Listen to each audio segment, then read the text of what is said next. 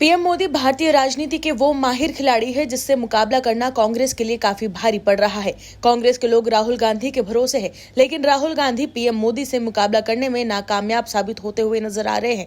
राहुल गांधी की सियासी लॉन्चिंग लगातार फेल होती जा रही है। राहुल गांधी कोशिश तो खूब करते हैं पीएम मोदी को घेरने की, लेकिन हर बार उनका दाव उल्टा पड़ जाता है और कांग्रेस को फायदे की जगह नुकसान हो जाता है। इस बार फिर राहुल गांधी चले तो थे पीएम मोदी को घेरने, उन्हें बदनाम कर सियासी माइलेज लेने के लिए, लेकिन राहुल गांधी के चक्कर में गांधी परिवार ही मुश्किल में फंस गया। राहुल गांधी के चक्कर में पुरानी बातें बाहर आने लगी और कांग्रेस पर गंभीर आरोप लगे। सोनिया गांधी भी सवालों के घेरे में आ गई, जिसके बाद सोनिया गांधी अब अपने आप को कोर्ट में निर्दोष साबित करने में लग गई है। वहीं अब राहुल गांधी भी अपने मुद्दे को लेकर यू टर्न ले चुके हैं। क्या है खबर, बताते हैं आपको इस रिपोर्ट में।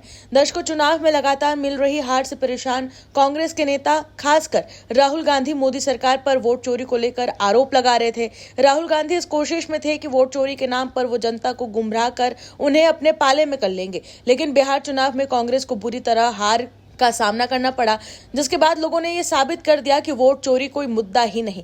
वहीं चुनाव आयोग ने हलफनामा देने के लिए कहा तो राहुल गांधी ने हलफनामा भी नहीं दिया। इसके साथ ही वो सुप्रीम कोर्ट भी नहीं गए, लेकिन राहुल गांधी द्वारा वोट चोरी का आरोप लगाने के बाद बीजेपी ने सोनिया गांधी पर भी वोट चोरी के आरोप लगाए थे। सोनिया गांधी के वोटर लिस्ट में नाम शामिल करने को लेकर बीजेपी नेता अनुराग ठाकुर ने कहा था कि 1946 में इटली में पैदा हुई सोनिया गांधी का नाम 1980 तक वोटर लिस्ट में रहा।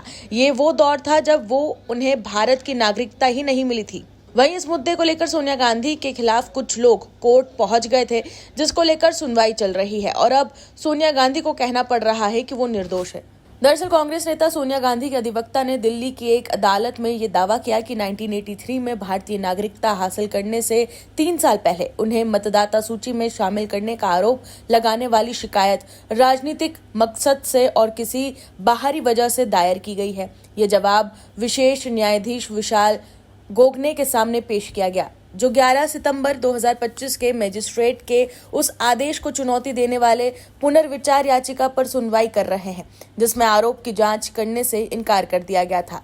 जवाब दाखिल किए जाने के बाद अदालत ने इस मामले में अगली सुनवाई के लिए 21 फरवरी की तारीख तय की। सोनिया गांधी की वकील तन्नुम चीमा, कनिष्का सिंह और आकाश सिंह ने उनका जवाब दाखिल किया, जिसमें यह दावा किया गया कि आरोप पूरी तरह से गलत, बेबुनियाद और राजनीति से प्रेरित और कानून की प्रक्रिया का दुरुपयोग है।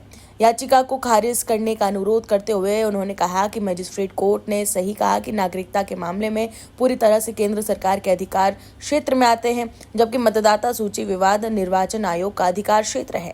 जवाब में कहा गया कि शिकायत किसी बाहरी वजह से दायर की गई थी और इसे राजनीतिक रूप से प्रेरित बताया गया और कहा गया कि 25 साल पहले उठाए गए विवाद को फिर से उठाया जा रहा है। जवाब में ये भी कहा गया कि शिकायत में कोई भी बुनियादी दस्तावेज नहीं दिए गए थे। सोनिया गांधी की ओर से दाखिल जवाब में ये भी कहा गया कि ये मानना गलत होगा कि किसी व्यक्ति का नाम मतदाता सूची में इसलिए शामिल किया गया है क्योंकि उसने फॉर्म 6 जमा करके नाम शामिल करने के लिए आवेदन किया था। इसमें यह भी कहा गया कि 40 साल से ज्यादा समय बीत जाने के बाद किसी भी व्यक्ति के लिए भरोसेमंद सबूत ढूंढना और रिकॉर्ड पर रखना नामुमकिन होगा। ऐसे बहुत पुराने आरोपों पर विचार नहीं किया जाना चाहिए, क्योंकि इस तरह का दुर्भाग्यपूर्ण मुकदमा संविधान के अनुच्छेद 21 का अक्षरशः उल्लंघन है। बता दें कि त्रिपाठी के वकील पवन नारंग ने मजिस्ट्रेट अदालत में आरोप लगाया था कि जनवरी 1980 में सोनिया गांधी का नाम नई दिल्ली निर्वाचन क्षेत्र के मतदाता के तौर पर जोड़ा गया था, जबकि उस समय वो भारतीय नागरिक नहीं थी। उन्होंने जालसाजी और एक सार्वजनिक प्राधिकरण के साथ धोखाधड़ी का दावा किया था। तो देखा आपने कैसे राहुल गांधी द्वारा वोट चोरी का आरोप लगने की वजह से सोनिया गांधी को कोर्ट में अपने आप को निर्दोष साबित करना पड़ रहा है। Bureau report, OMH news. आप दर्शकों से विनम्र निवेदन है कि चैनल को सब्सक्राइब जरूर करें